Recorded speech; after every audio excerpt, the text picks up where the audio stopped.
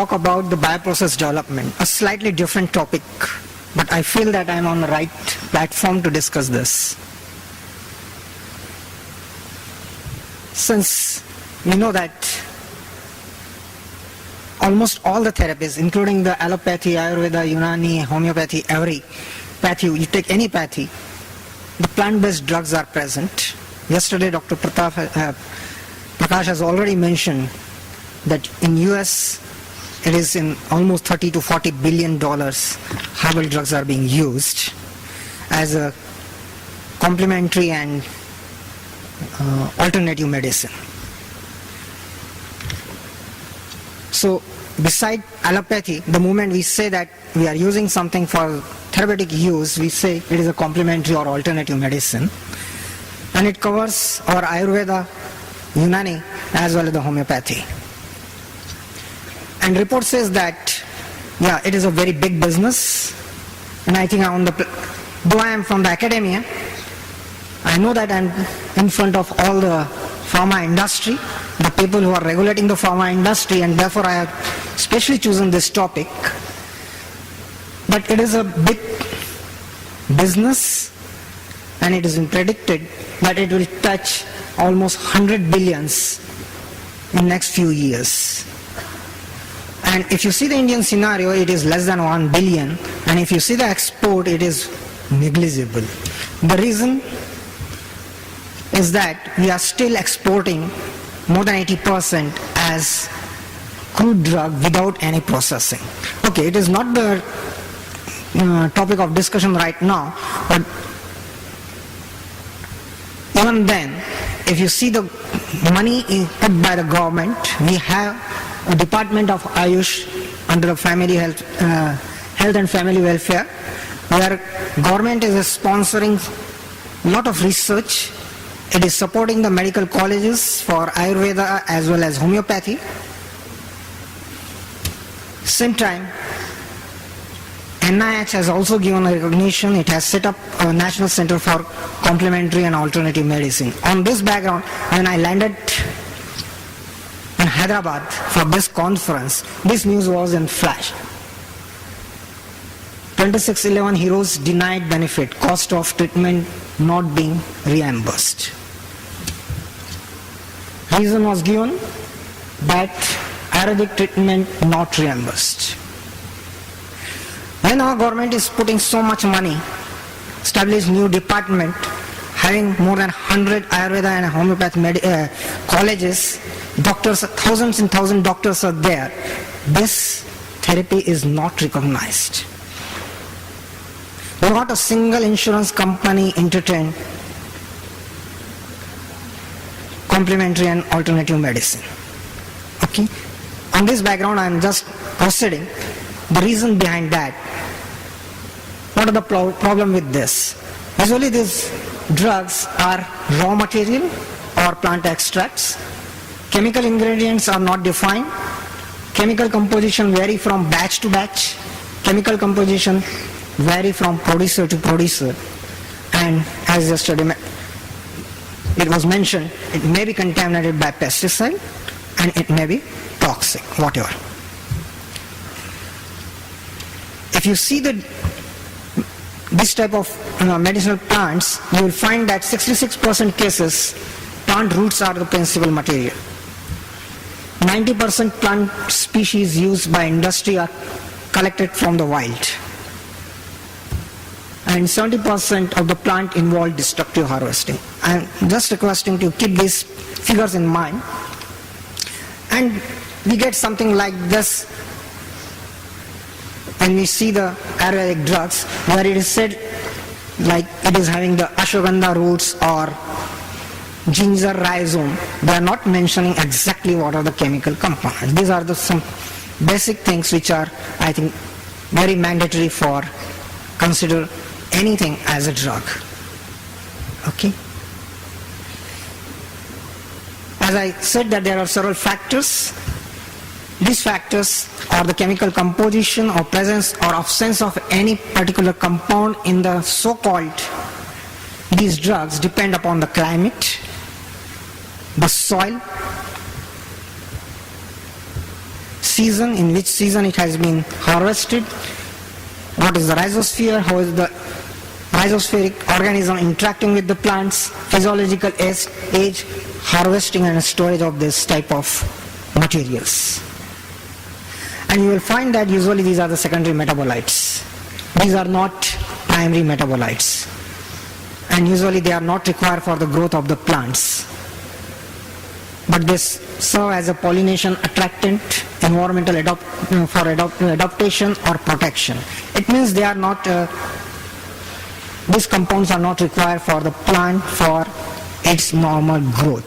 And if you change the environmental condition, their composition in plant material is going to change.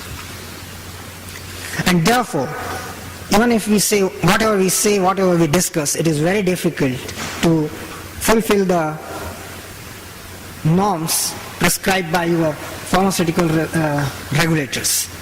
It is very difficult to consider this product as a drug. So is there any alternative? Or we should let it be like this only? This is a one question. And another question is that, can we develop another process where at least we can reproduce the results?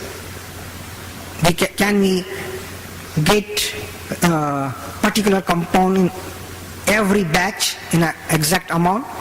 Can we fulfill the requirement of your FDA or whatever you say? Now another option is, if we go for the plant cell culture based technology, where everything is defined from the medium to light to temperature to everything. Technology is already available to grow this at a larger scale in the shakers or fermenters. Technologies are available for growing roots in the labs without plant. Maybe the transform route using the agrobacterium technology, which is quite old now, or adventitious route of normal roots. And you can drive these cultures to produce a particular compound by using the elicitors or precursors. It depends. Another alternative in our science is we can go for the genetically engineered plants, but it is quite difficult because, as I said, these are the secondary metabolites and they may have more than 12 or 14 steps. Keeping in this mind, my lab is right now concentrating on these 5 plants: Rauwolfia, Catharanthus, Vidania, Artemisia and Morinda, and just trying to show you how we can control the production of the compounds. And logic behind this is the golden triangle, which was proposed by the Mashelkar, who was the DG CSR during the Chitrakoot declaration. He said that we had to integrate traditional knowledge, modern medicine and the technology. So here we are trying with the 3 techniques, that is the static culture, suspension culture, where we can use a shed flask, double column reactor, airlift reactor, or another is the organ culture if it is for the roots. I will take the few examples. Rauwolfia serpentina, it is well known for the production of reserpine. This is used for the reserpine. Reserpine is a major alkaloid present in the root bark, and it is antipsychotic and anti-hypertensive. Okay. Beside this, there are compounds like ajmalin, ajmalicine, etc. The ajmalin was discovered in 1931, way back, and it was named after the Hakim Ajmal Khan. This is an anti-arrhythmic agent, and it is being used to challenge and to detect the Brugada syndrome, which is a genetic disease cause, say, the sudden cardiac death. Now imagine if you use the Rauwolfia roots as a source for ajmalin, there is very big risk if reserpine is present. If you are taking for the natural source, it is bound to be, because the first compound is always present in the roots. This is the technique which we have developed, that we have grown the roots in vitro, and these in vitro roots are without reserpine. It is producing agmalin, which is present in very minute quantity in normal roots if you harvest it from the plant. Another plant, which is the Wadegaonkar somnifera, if you visit the medicinal plant board site, you will find this is the number 1 plant for India, which is known as the Indian ginseng. It is being routinely used as an adaptogen, helping body to adopt the stress, liver tonic, anti-inflammatory agents, etc. And these phenolides have been shown as antioxidant, anti-inflammatory agents. They have shown that they are inducing the apoptosis. They have also shown that they can regenerate the neurons. This is a technique we have developed, that we can grow the roots directly from the leaf, then in a shake flask. We did the kinetics of this, determine the growth rate and doubling time, etc. We use simulation for the scale-up, and we have gone for 2-liter reactor. And in this reactor, only the glycovidolides are present. The vidaferin, which is very much present in the Wadegaonkar somnifera, is absent when we are growing the roots in the reactor.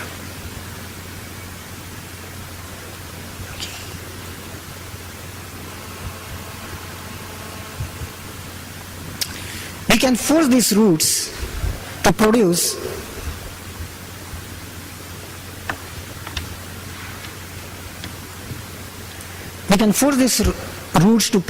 another molecule, that is a physagolin D, by simply modifying the environmental condition in the reactor, changing the medium composition. It starts producing another molecule, that is a physagolin D. Physagolin D is well established now, that is an anti-inflammatory agent. It is a COX-2 inhibitor. It doesn't inhibit COX-1. I don't think I have to explain what is a COX-1 and COX-2 on this dais. So this is the compound can be selectively produced using the or modifying the lab conditions.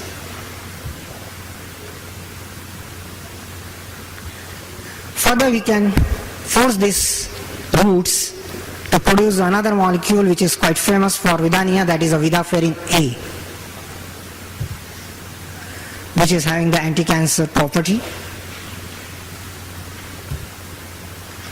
and it inhibits the cancerous growth by actually it inhibits the inhibitor of apoptosis, that is the CIAP1, and it allows caspases to proceed for apoptosis. Another plant is a Moringa citrifolia, that is a noni. This is also in the big market today. We established the suspension culture from the root, shoot, as well as from the fruit of this. We detected anthraquinone, flavonoids, phenolics, etc. We have tried and established the fact that it is having the antioxidant activity, reducing power. You can see for different, the cells which are developed from different organs have a different profile.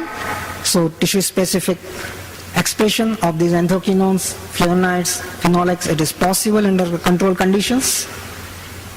It has shown the immunomodulatory activity. It has shown anti-proliferative activity.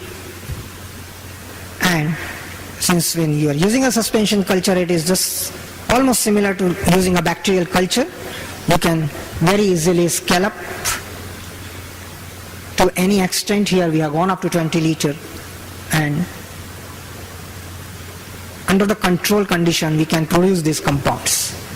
So in laboratory, growth conditions are controlled, season independent, required cell lines can be cloned, possible to eliminate undesired compounds, control production of desired compounds by modulating the physiological conditions, and scale up is possible. So, if any pharma industry if they are thinking about entering into the so-called these pharmaceuticals affair from the plants, I think if they adopt the existing technology, this type of technology, I think they can think over for getting a good molecule and good procedure. And of course, now I think we can think about forcing the regulatory authority to think that this complementary and alternative medicine should be considered for medical reimbursement, for covering the insurance, medical insurance, because almost we can answer to, most of the questions which are raised by the drug authority. So at the end, this is my team who has worked with me for last 5 years to develop this type of technology. And these projects were financially supported by Science and Technology Maharashtra Government, University Grant Commission, New Delhi, DRDO, as well as the DBT, which has given us the bioinformatics facility. And of course, RRL Jammu, that is at Jammu, and NCCS Pune have given us technical support. Thank you. But still, I have those slides in my mind that we are spending our government money for the research for the plant sciences, herbal drugs, and same time we are denying the medical facility to billions of people of this country and all over the world. And therefore, I am looking forward to you all. I have not selected this topic to present in the plant the last omics conference. I selected this topic for this conference only because of this reason. Because I found that I had to talk in front of the persons who are finally talking about the regulation in the pharmaceutical industry. So it doesn't make any difference that today if I not get any question, but of course I think I have put my in that case, point in front of the international forum. Thank you. In that case, I have one question. You're talking about cell cultures, plant cells to produce metabolites from plants. I think that's very interesting and a good area. Definitely, we have a lot of Chinese traditional medicine have the same problem. I think we should all support this type of a technology. My question to you is, how do you feel in your university you got enough funding for doing your current research, or how difficult it is to apply? In universities, everything is done in a university system, number one. If you see the technology which I have used doesn't require much money. Problem comes when I try to characterize those compounds. In universities we don't find LCMS or GCMS, this type of facility, which are, if those facilities are on the table, I think we can speed up this type of research. But of course, therefore I acknowledge the support which has been really extended almost free of cost by the RRL Jammu. So I'm grateful to the CSR, grateful to the Dr. Kazi, who was the director of that, and Dr. Suri for this. Without their help and confirmation what I am saying today,